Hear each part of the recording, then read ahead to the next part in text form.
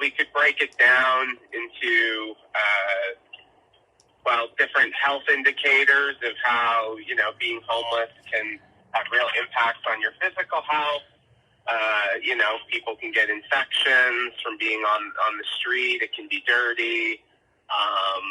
Also, mental health, it can be quite disillusioning. It can exacerbate different mental health issues. It also can lead someone to be more likely to abuse drugs because the situation can be very difficult on the street and there can be easy access to drugs. And so, there's a lot of impacts that people deal with. In terms of daily, it depends on the person, but daily there can be a real sort of struggle for survival, that can include things like not being sure where you're going to sleep that night, not being sure of your safety, not being sure of the ability to get food or access to medical care. So it's basically like living in a state of uncertainty and deprivation of material and other resources. And then also having to worry about criminalization elements of the state on top of that, so that the state may be the one taking your belongings or causing you distress. So, I think it's often a pretty difficult day-to-day existence.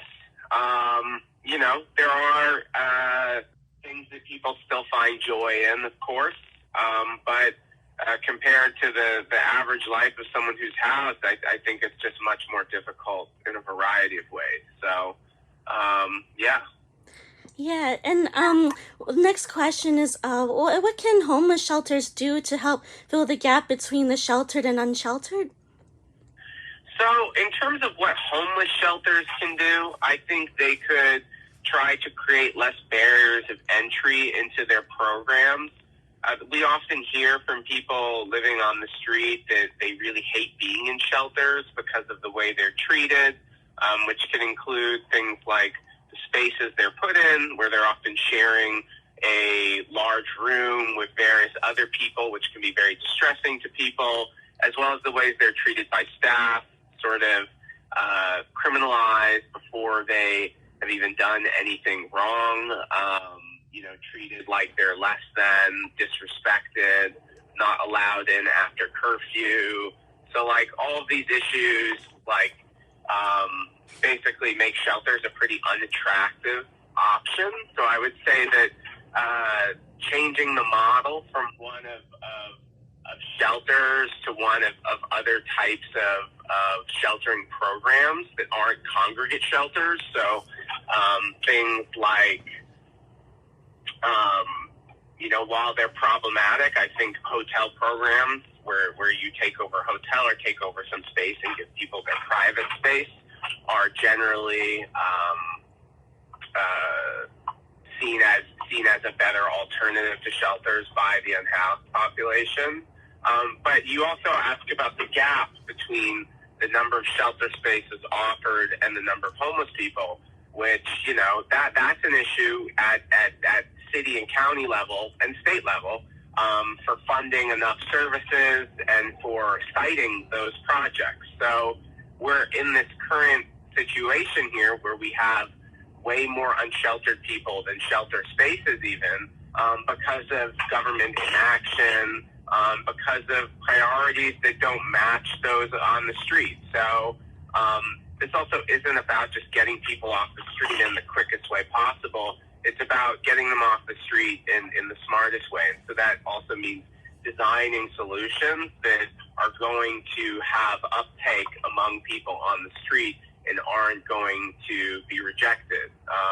Because, if most people, if a incredible supermajority of unhoused people say that they would rather be on the street than be in a congregate shelter, we have to ask how those programs, congregate shelters, how are they failing, Because it's not like the street gives people much. It does give some things comparative to, say, a congregate shelter, but how is it that we've designed this space for unhoused people that's somehow less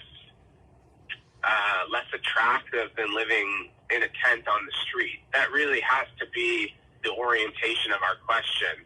Now, I think service providers can get defensive, and they can think, well, we have this space, why are they rejecting it? They must be service resistant.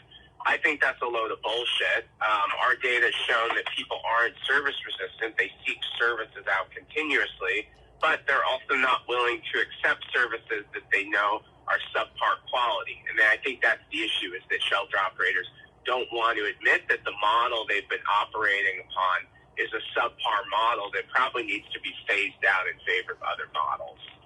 Yeah, so you mentioned some data. I just want to get a little more specific. If you have any unknown demographics of homeless people today in the city and county of San Diego? Yeah, so I don't have the specific data on San Diego on hand, but you could easily look that up. There should be a homeless count, a point-in-time count. Oh, yes. That will tell you what it is for San Diego. I will say in LA, though, that the biggest statistic for me, a demographic statistic, is the homeless people. Disproportionately, African Americans are represented among homeless people. They're more than 4 times represented according to their the rate of residents in LA County. So that means one of the big drivers into homelessness is racism in the housing market and the criminal justice system and so forth. And so, this ties into a lot of other issues that we also need to work on. So things like when you get out of prison or when you get out of a foster home, what happens to you?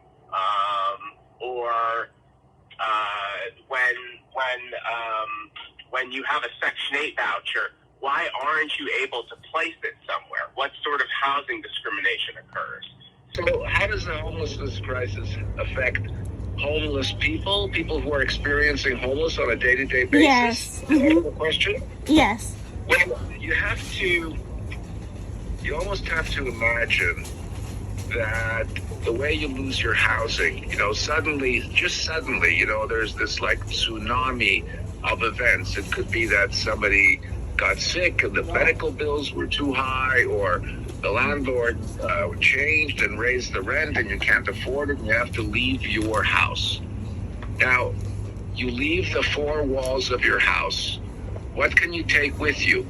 Well, maybe some clothes, maybe, I don't know, medicine, your favorite thing to keep you safe, all your identification papers, your phone, of course. And then you try and go to a shelter, and the shelters, we don't have enough shelter beds, so they tell you, I'm sorry, we're full. Then you go to another shelter that's open later, and then they say, no, we don't take anybody after 5 o'clock, and it's after 5 o'clock, so we can't help you. So now you are like really stuck, and you have to sleep out on the street. Now you're on the street, you got your stuff. How can you rest? You have to find a little park or a bench or some safe place or what feels safe to you. And then you fall asleep, finally, after being exhausted and completely freaked out that you're on the street out of your house. And then when you wake up, the stuff that you had brought with you got stolen. And then you are with nothing. You don't even have your ID with you. And then you have to figure, you're hungry in the morning. Where do you go? You go to the soup kitchen. And then you figure out, how am I going to go? I got to get my ID back. And then you're beginning to kind of lose it emotionally. You're like anxious and desperate and, trying to get some service, some way back into housing. So every single day that a person is homeless is a huge ordeal, very, very difficult to deal with, exhausting, confusing, and just emotionally, draining. So that's what it's like. Yeah. So, my next question is, what can homeless shelters do to help fill the gap between the sheltered and unsheltered? Well, there's a couple of things about that. One is there aren't enough shelters, but the other thing is that the shelters that exist are not really very accessible, like I was describing before.